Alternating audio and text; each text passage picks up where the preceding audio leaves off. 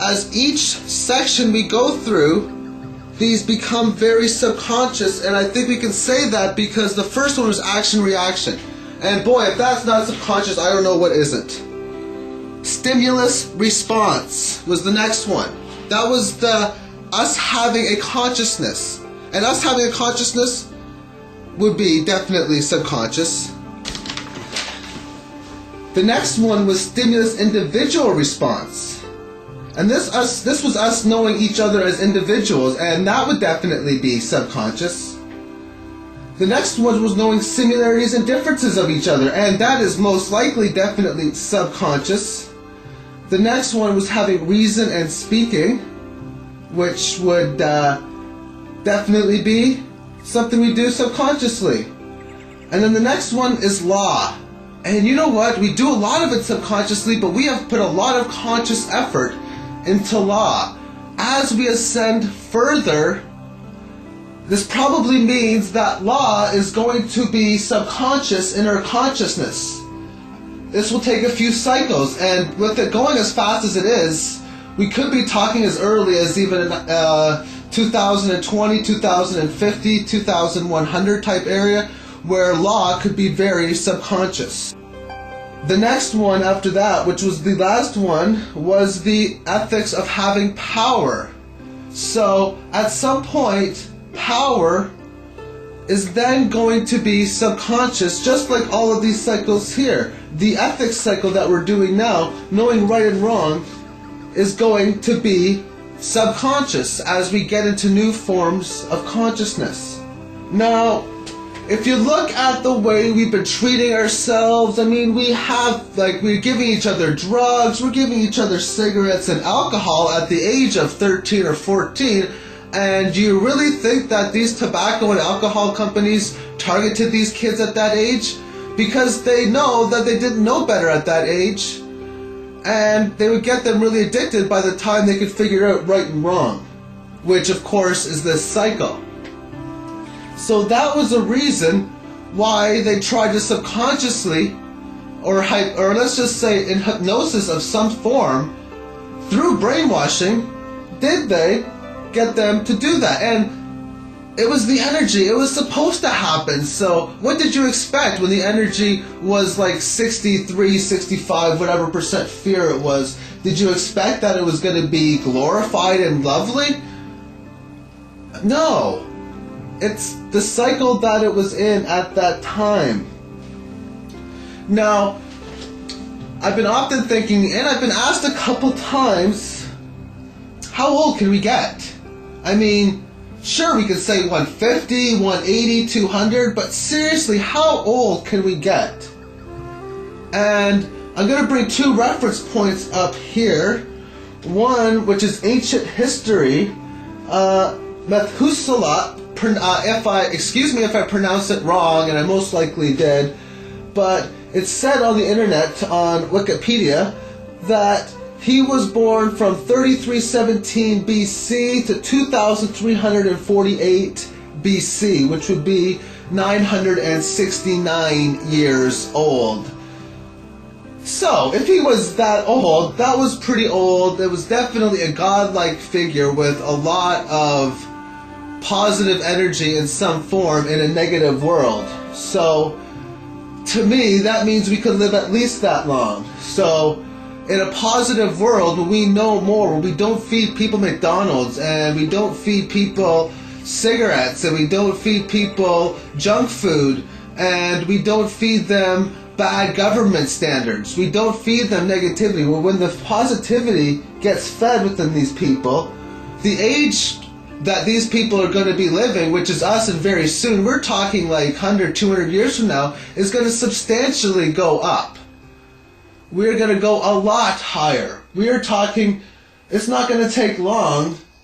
I mean, this generation of kids, and maybe even the next, are going to have chances of living to 150, 160, even upwards, even higher, because I can't tell you, because we're going through a great change in consciousness, and I can't say exactly how extreme it's going to be and what the results are going to be until I get closer to that time frame.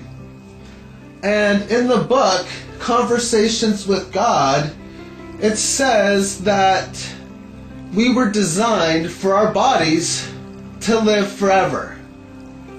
So, we don't know what happens when we rate our bodies better, because if you sit back and look what we do to our bodies, take the average person in this world and say to yourself, using a scale between an A to an F, how good does the average human take care of their bodies? And I don't know if I can even give it a D minus. It's an F or a D minus. It is really that bad. But we're progressing. We're progressing at higher levels, which maybe we might not be at D minus. Maybe we're at C minus now. But we're definitely not at a B level.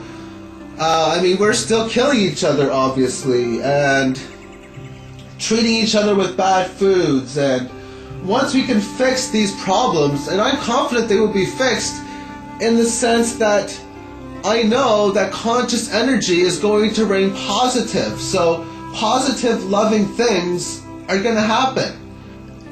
I mean, a lot's going on right now in the world. The stock market's crashing. The economy is going to shit. The money system is going to be dead. It's backed by nothing. It's part of a lie. So when we're going through our stage of knowing what is right and wrong, we're going to have so many people on this planet, as we move into this cycle of the conscious creation, know that the money system is wrong. And we got the media footage for it now. You watch movies like Money as Debt, or the Zeitgeist series and Zeitgeist Addendum, Monopoly Men, listen to Ron Paul. We learn a lot about how the monetary system works, and of course Peter Schiff is another. And people are going to realize this, and this is going to cause a great change, because we're going to kill a monetary system which has been in use for, well, thousands of years. It's changed along the way, but it's went from the gold, and it's went from what do you have that you can trade with me, and that makes me believe that the monetary system is going through its last few days, whether that be 4, 10, 20, 100, 500. I like to say it's not going to be more than 500. I like to say anywhere between 10 and 100 years, 150 years, the monetary system will be in play. I'd like to say around 10 too, but because the energy level is going to be one of love, it makes sense that we will abolish it, or at least have a money system of love. Money can be good. It's okay to love money, but right now, if you're loving it for greed, then you're using it in a lower vibration.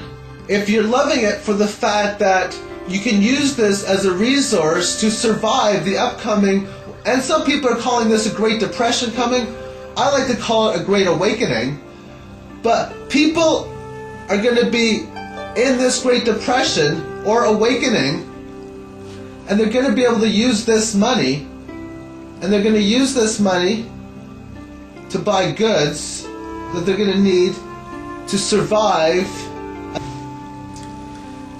There is a good documentary, or really lecture, like a college type lecture on capitalism on my page, and that's on my playlist. It's called After the Markets Close, and what he talks about is the 5 needs we need to not be poor is food, clothing, healthcare, shelter, and education. So look at how we get these items today. Food, we have to pay for, or we have to grow, and if we're going to grow, we have to pay for the seeds. We have to pay for water if we're using water through the government taps. So food we have to pay money for. Clothing we have to pay money for. Healthcare, just depending on where you live, you have to pay for. And even if you live in places with free healthcare, that doesn't mean you're totally off the hook, because there are lots of other costs. I don't know about other countries. The United States does not have free healthcare. It costs a lot there. Canada has a much cheaper healthcare.